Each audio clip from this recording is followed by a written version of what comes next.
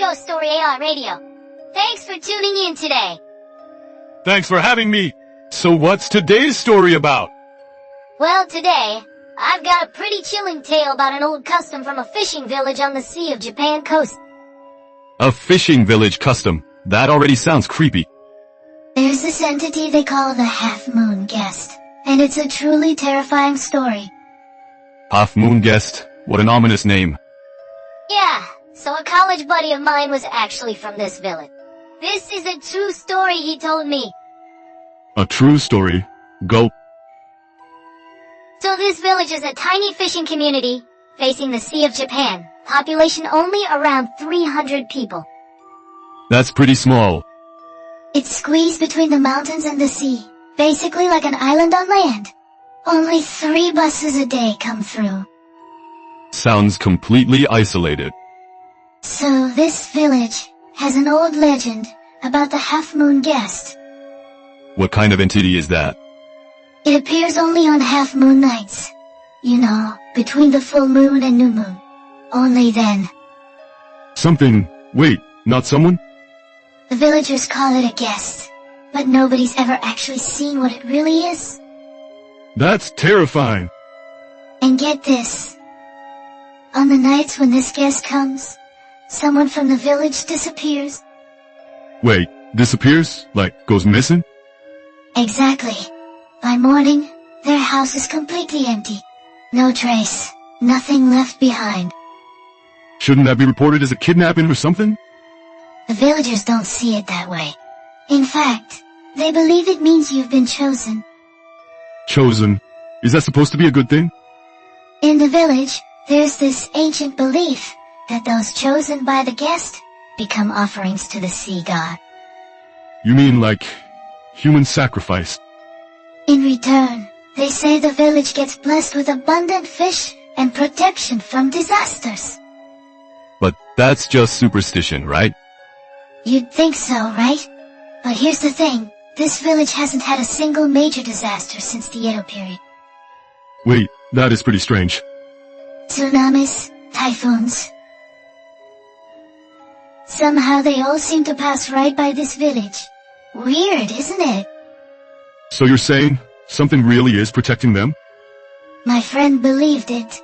Or rather, he had an experience that forced him to believe. What happened to your friend? When he was still in high school, the Half-Moon Guest took one of his family members.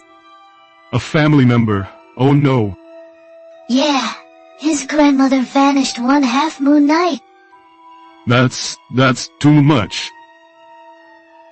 It happened in August when he was a high school sophomore. During summer. That day was a half-moon night, and there's this unwritten rule in the village. Never go outside on half-moon nights. You can't go outside. At 9 p.m., every house in the village shuts their storm shutters and goes completely silent. Like they're hiding from something. My friend's family locked themselves inside as usual. His grandmother was with them too. So what happened? Around 11 p.m., his grandmother suddenly said, "I can hear the ocean."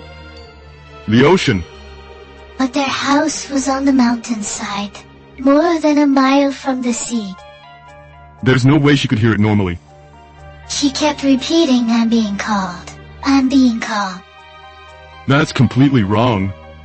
The family tried desperately to stop her, but suddenly, she became incredibly strong and started walking toward the front door.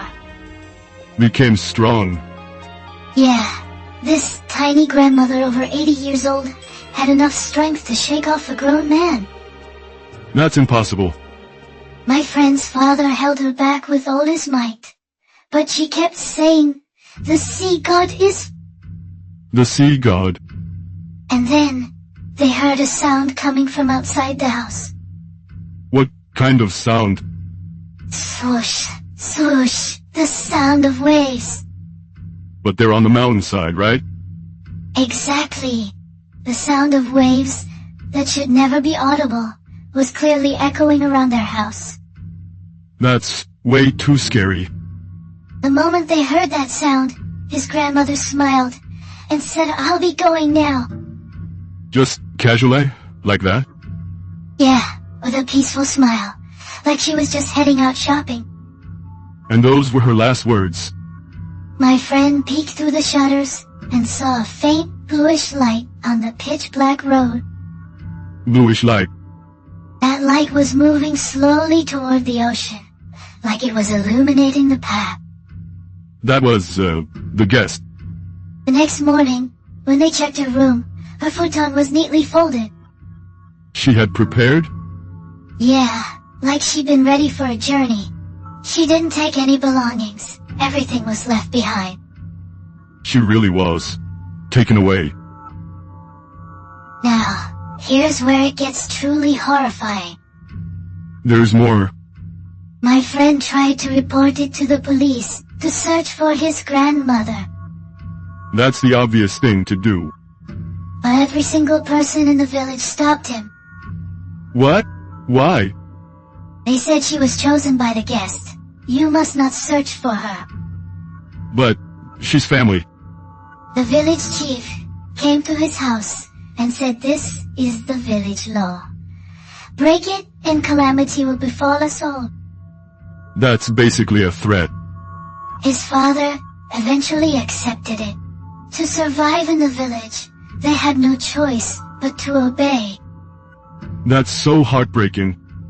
But my friend couldn't accept it. He snuck out at night to search the beach. That's way too dangerous. He walked the beach at midnight with a flashlight. And then, Did he find something? at the water's edge, there was a piece of his grandmother's kimono. So she really did go into the ocean. But that wasn't all. Near the fabric, there were footprints. His grandmother's footprints? Here's the thing, they weren't just hers. Her footprints ended at the water's edge. Ended? No sign of her entering the water. They just stopped there. But next to them, What was there? there were prints from something that wasn't human. Not human? According to my friend, they looked like... Hands. yeah, hand-shaped prints pressed into the sand, multiple of them. Like something had been crawling along. I don't want to imagine it. And those prints ran parallel to his grandmother's footprints, heading toward the sea. You mean, they walked together? That's the only explanation. Something led his grandmother into the ocean. That was the half-moon guest. At that moment, my friend heard a voice behind him.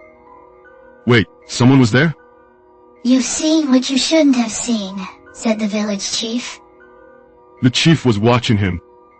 The chief said you must never speak of what you saw tonight, or you too might be chosen. That's blackmail. After that, my friend left the village as soon as he graduated high school. Of course he did. We met in college, and he told me the story.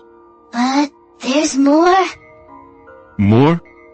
Even after leaving the village, he still has strange dreams every half-moon night. What kind of dreams? Dreams of his grandmother beckoning from the bottom of the sea, saying I'll come for you someday.